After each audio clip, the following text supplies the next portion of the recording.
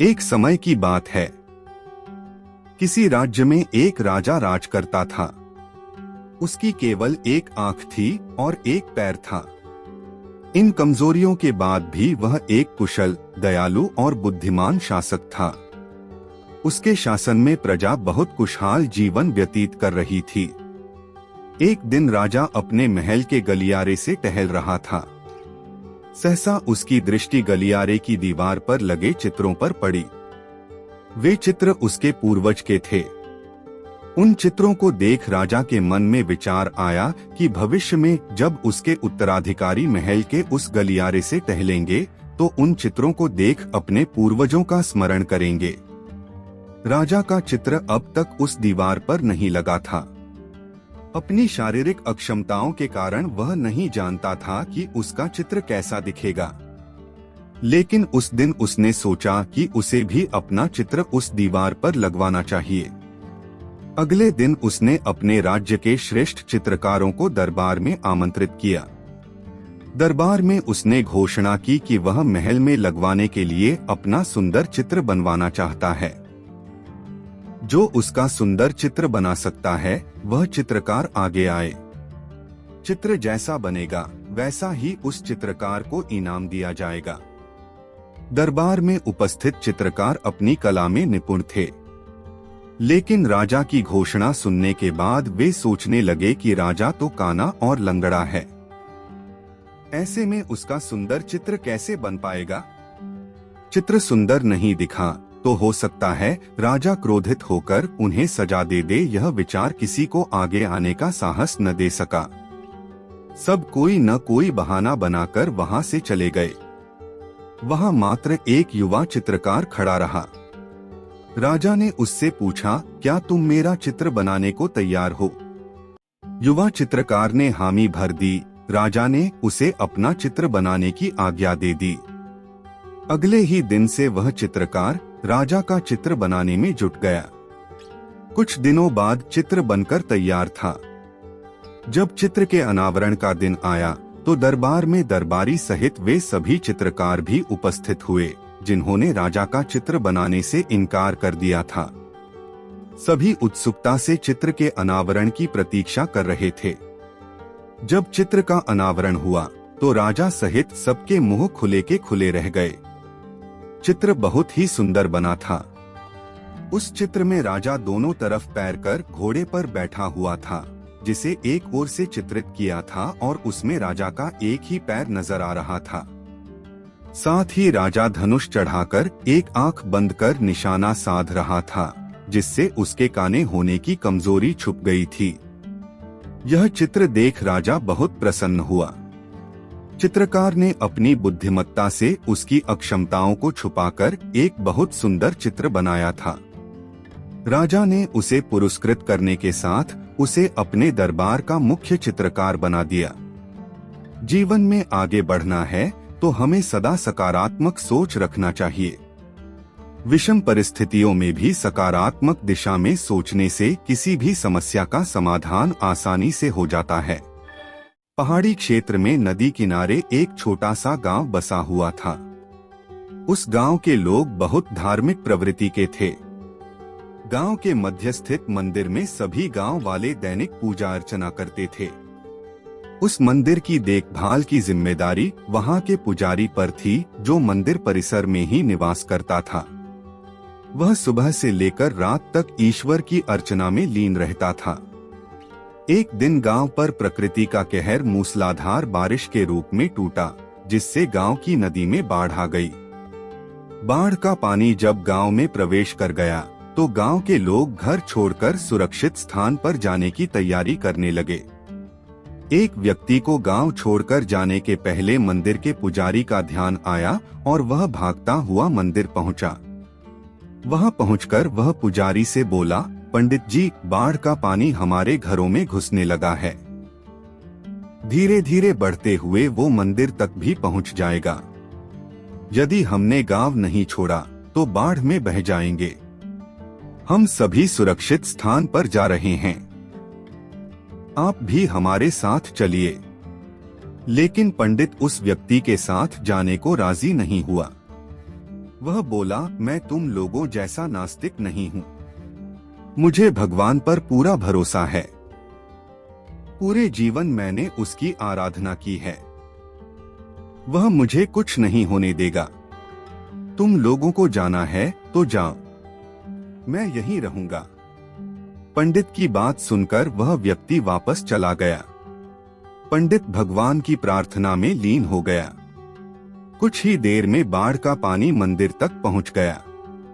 बढ़ते बढ़ते वह पंडित के कमर तक पहुंच गया। ठीक उसी समय एक आदमी नाव लेकर वहां आया और पंडित से बोला, पंडित जी, मुझे गांव के एक आदमी ने बताया कि आप अब भी यहीं हैं। मैं आपको लेने आया हूं। चलिए नाव पर बैठिए। पंडित ने वही बात नाव वाले व्यक्ति से भी कही जो उसने पहले व्यक्ति से कही थी और जाने से इनकार कर दिया। नाव लेकर आया व्यक्ति चला गया। कुछ देर में पानी मंदिर के छत तक पहुंच गया। भगवान को मदद के लिए याद करता हुआ पंडित मंदिर के सबसे ऊंचे शिखर पर जाकर खड़ा हो गया। तभी वहां एक सुरक्षा दल हेलीकॉप्टर से आया और पंडित को बचाने के लिए रस्सी फेंकी, लेकिन पंडित ने वही बात दोहराते हुए रस्सी पकड़ने से इनकार कर दिया। सुरक्षा दल का हेलीकॉप्टर दूसरों को बचाने आगे चला गया। अब बाढ़ का पानी मंदिर के शिखर तक आ गया था। वहां खड़ा पंडित डूबने लगा। डूबने के पहले वह भगवान से शिकायत करते हुए बोला, भगवान, मैंने पूरा जीवन तुझे समर्पित कर दिया। मैंने तुझ पर इतना विश्वास रखा, फिर भी तुम मुझे बचाने नहीं आए। पंडित की शिकायत सुन भगवान प्रकट हुए और बोले, अरे मूर्ख, मैं 3 बार तुझे बचाने आया था। पहली बार मैं भागते हुए तुम्हारे पास आया और गांव वालों के साथ गांव छोड़कर चलने कहता रहा। फिर मैं नाव लेकर आया और अंत में हेलीकॉप्टर। अब इसमें मेरी क्या गलती कि तूने मुझे पहचाना नहीं? पंडित को अपनी गलती समझ में आ गई, लेकिन तब तक बहुत देर हो चुकी थी। जीवन में अवसर बिना बताए दस्तक देते हैं। हम उन्हें पहचान नहीं पाते और जीवन भर शिकायत करते रहते हैं कि अच्छा और सफल जीवन जीने का हमें अवसर ही प्राप्त नहीं हुआ। इसलिए अवसर किसी भी रूप में सामने आए, उसे अपने हाथ से ना जाने दें। एक समय की बात है। एक गांव में एक मूर्तिकार रहता था। मूर्तिकला के प्रति अत्यधिक प्रेम के कारण उसने अपना संपूर्ण जीवन मूर्तिकला को समर्पित कर दिया। परिणामतः वह इतना पारंगत हो गया कि उसकी बनाई हर मूर्ति जीवंत प्रतीत होती थी। उसकी बनाई मूर्तियों को देखने वाला उसकी कला की भूरी भूरी प्रशंसा करता था। उसके गांव में ही नहीं, बल्कि उसकी कला के चर्चे दूर दूर के नगर और गांव में होने लगे थे।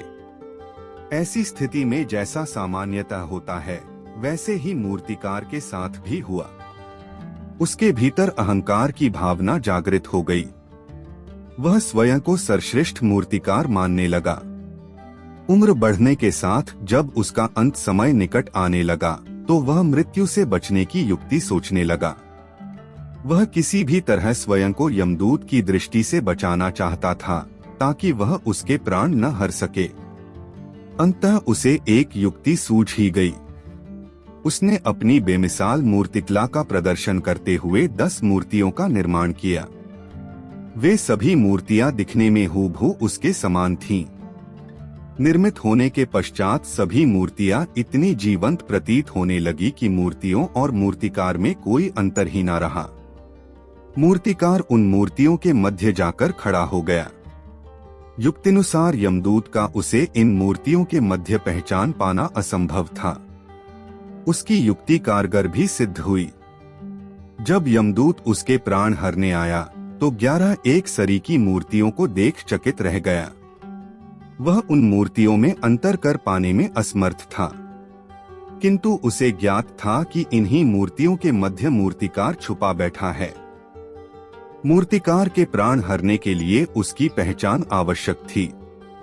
उसके प्राण न हर पाने का अर्थ था प्रकृति के नियम के विरुद्ध जाना। प्रकृति के नियम के अनुसार मूर्तिकार का अंत समय आ चुका था। मूर्तिकार की पहचान करने के लिए यमदूत हर मूर्ति को तोड़कर देख सकता था, किंतु वह कला का अपमान नहीं करना चाहता था। इसलिए इस समस्या का उसने एक अलग ही तोड़ निकाला। उसे मूर्तिकार के अहंकार का बोध था। अतः उसके अहंकार पर चोट करते हुए वह बोला, वास्तव में सब मूर्तियां कलात्मकता और सौंदर्य का अद्भुत संगम है। किंतु मूर्तिकार एक त्रुटि कर बैठा। यदि वो मेरे सम्मुख होता तो मैं उसे उस त्रुटि से अवगत करा पाता। अपनी मूर्ति में त्रुटि की बात सुन अहंकारी मूर्तिकार का अहंकार जाग गया। उससे रहा नहीं गया और झट से अपने स्थान से हट गया और यमदूत से बोला, त्रुटि? असंभव। मेरी बनाई मूर्तियां सर्वदा त्रुटिहीन होती हैं। यमदूत की युक्ति काम कर चुकी थी। उसने मूर्तिकार को पकड़ लिया और बोला, बेजान मूर्तियां बोला नहीं करती और तुम बोल पड़े। यही तुम्हारी त्रुटि है कि अपने अहंकार पर तुम्हारा कोई बस नहीं। यमदूत मूर्तिकार के प्राण हरकर यमलोक वापस चला गया।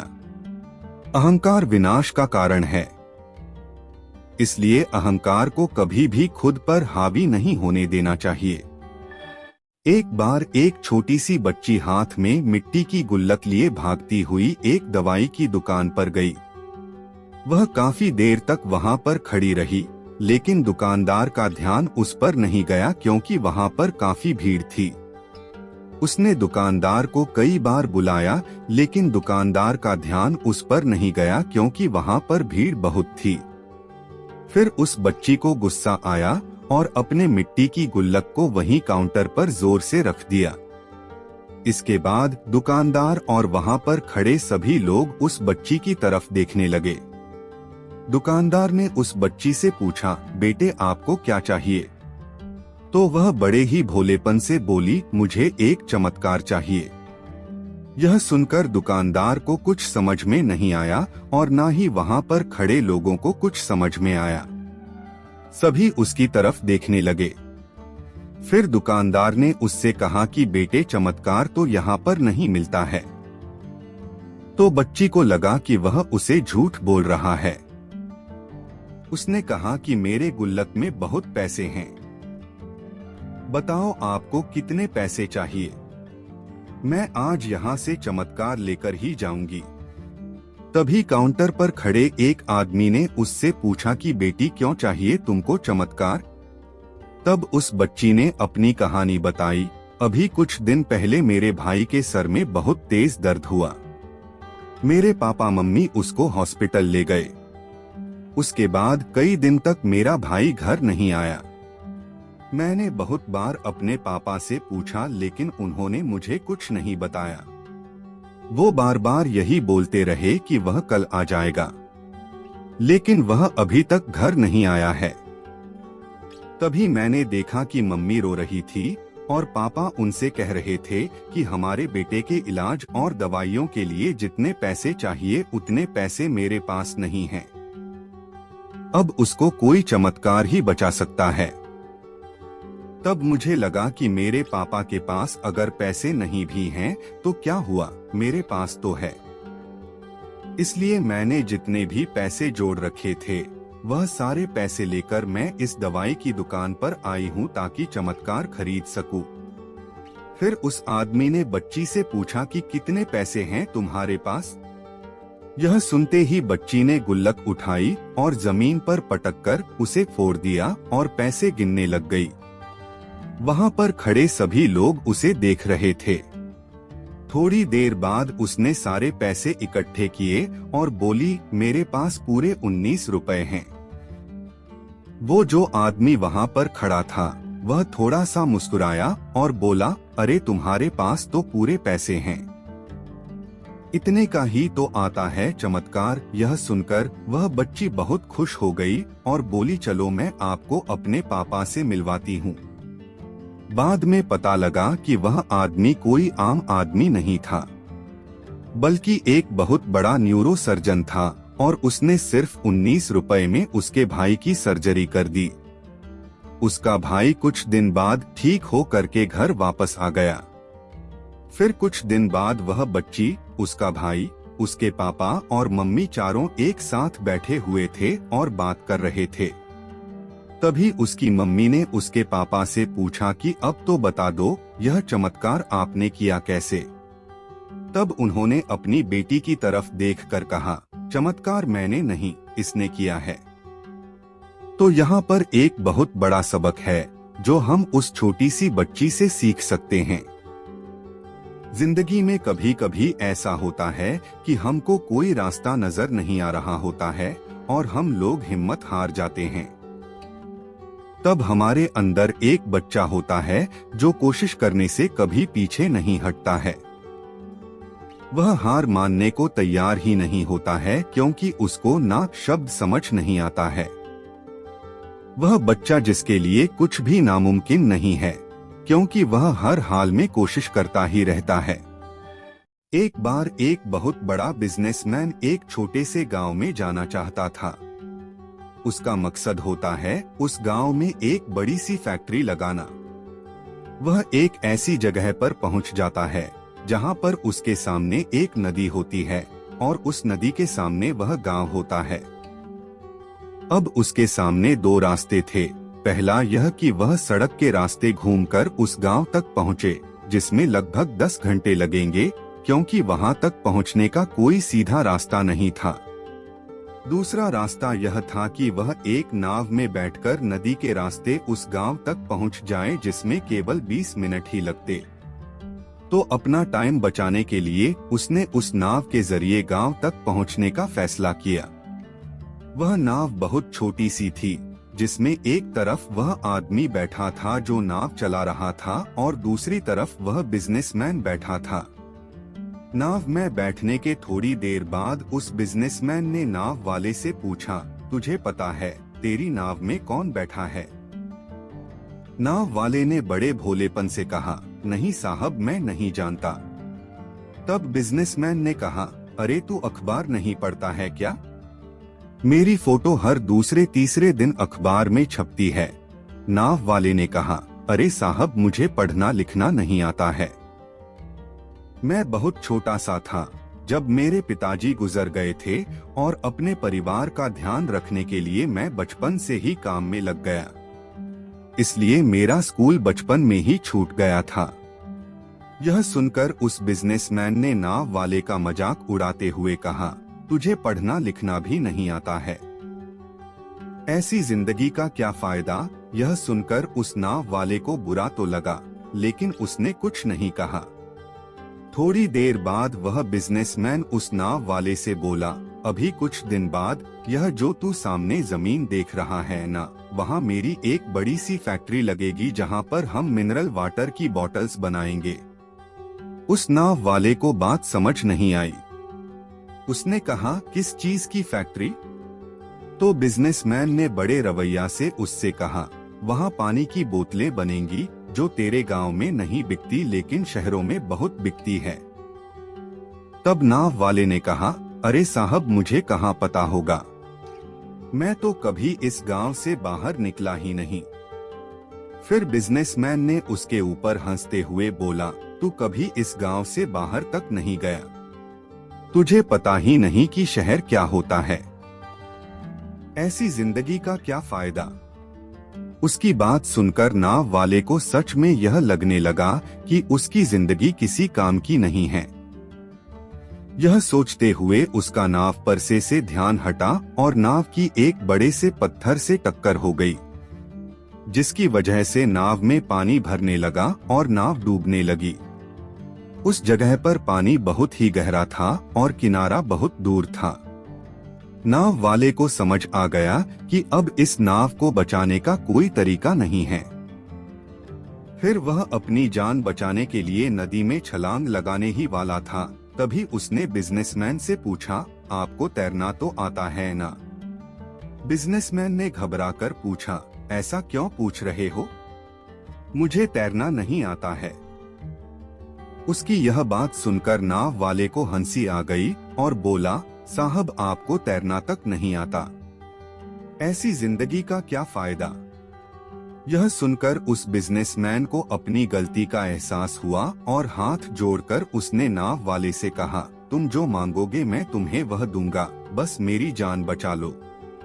उस नाव वाले ने कहा, अरे साहब घबराओ नहीं, मुझे सिर्फ तैरना ही नहीं आता है बल्कि डूबते हुए लोगों को बचाना भी आता है।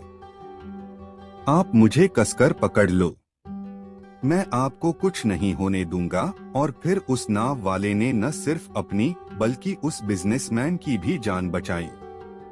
तो हमें इस कहानी से एक बहुत बड़ी सीख मिलती है कि जिंदगी में कभी किसी का मजाक नहीं उड़ानी चाहिए या अपने से कम नहीं समझना चाहिए, क्योंकि हमें नहीं पता कि कब, कहां और कैसे किसकी जरूरत पड़ जाए। एक समय की बात है, एक छोटे से गांव में रवि नाम का एक दूधवाला रहता था। वह अपने लालची स्वभाव के लिए जाना जाता था। उसके पास एक गाय थी जो पूरे गांव में सबसे स्वादिष्ट और अधिक मात्रा में दूध देती थी। हर सुबह वह दूध निकालता और गांव के लोगों तक पहुंचाता था। एक दिन रवि को यह एहसास हुआ कि गांव वालों को उसके गाय का दूध बहुत पसंद आ रहा है। इस बात से उसे बहुत खुशी होती है और उसके लालची दिमाग में एक उपाय आता है। वह सोचता है कि अगर मैं दूध में पानी मिला दूं तो मैं अपना मुनाफा बढ़ा सकता हूं और किसी को पता भी नहीं चलेगा। उस दिन के बाद से रवि गांव वालों को दूध पहुंचाने से पहले उसमें पानी मिला देता था। उसे लगने लगा था कि वह बहुत चालाक हो गया है और उसके इस काम के बारे में किसी को पता नहीं चलेगा। गांव वालों को दूध के स्वाद में बदलाव नजर आता है, क्योंकि उसका स्वाद अब पहले जैसा नहीं था। जल्द ही रवि के दूध में पानी मिलाने की खबर पूरे गांव में फैल जाती है। लोग शिकायत करने लगते हैं और उसके दूध का बहिष्कार करते हैं। लोगों को बहुत गुस्सा आता है, क्योंकि उन्हें लगता है कि उन्होंने जिस पर भरोसा किया उसी ने उनके साथ धोखा किया है। रवि के गलत काम की वजह से उसका धंधा नीचे गिरने लगता है। उसे अपनी गलती का एहसास होता है, लेकिन अब बहुत देर हो चुकी थी। उसकी गांव वालों की नजर में जो इज्जत थी वह खत्म हो चुकी थी। गांव वाले अब उस पर भरोसा नहीं कर सकते थे और उसका दूध लेने से मना करने लगे। अपने किए पर शर्मिंदा होकर रवि ने फैसला किया कि वह अपने काम करने का तरीका बदलेगा। उसने कसम खा ली कि वह एक ईमानदार व्यापारी बनेगा और गांव वालों का भरोसा वापस जीतेगा। रवि ने फिर से गांव वालों को शुद्ध और बिना मिलावट का दूध देना शुरू कर दिया। धीरे धीरे गांव वालों को रवि के काम करने के तरीके में बदलाव नजर आया और उसकी तारीफ करने लगे। उन्होंने उसे माफ कर दिया और फिर से उससे दूध लेना शुरू कर दिया। रवि ने ईमानदारी के महत्व और लालच के परिणामों के बारे में एक जरूरी सबक सीखा। उस दिन के बाद से रवि एक ईमानदार दूधवाले के नाम से जाना जाने लगा। उसे उसकी खोई हुई इज्जत और गांव वालों का भरोसा वापस मिल गया। उसका धंधा फिर से चलने लगा। उसे समझ आ गया कि असली सफलता ईमानदार होने और ईमानदारी से दूसरों की सेवा करने से आती है। लालच से अस्थायी लाभ हो सकता है, लेकिन यह अंततः भरोसे को खत्म कर देता है। हालांकि ईमानदारी और निष्ठा लंबे समय तक चलने वाली सफलता और सम्मान की कुंजी है। एक समय की बात है, एक गांव में सोनू नाम का एक छोटा सा लड़का रहता था। उसे घूमने फिरने का और नई चीजें जानने का बड़ा शौक था। एक दिन जब वह जंगल में घूम रहा था तो उसे एक संतरे का जादुई पेड़ दिखाई देता है। वह पेड़ बाकी पेड़ों से बिल्कुल अलग दिख रहा था। जब सोनू एक संतरे को चखता है तो उसे अपने अंदर भरपूर ऊर्जा महसूस होती है और उसका दिमाग पहले से बहुत तेज हो जाता है। सोनू उस जादुई संतरे का इस्तेमाल अपने खुद के फायदे के लिए करने लगा। उसे हर चीज पहले ही पता चल जाती और वह हर कठिन से कठिन प्रश्नों को हल कर लेता था। दूर दूर से लोग उसकी इस प्रतिभा को देखने आते थे। जैसे जैसे समय बीतता गया, सोनू की शक्तियां कम होती गई। पेड़ पर संतरों की चमक भी कम हो रही थी और धीरे धीरे उनकी भी शक्तियां खत्म होने लगी थी। जल्दी ही सोनू को यह एहसास होता है कि वह अपनी खुद की प्रतिभा को नजरअंदाज करते हुए जादुई संतरे की शक्ति पर बहुत ज्यादा निर्भर हो गया है।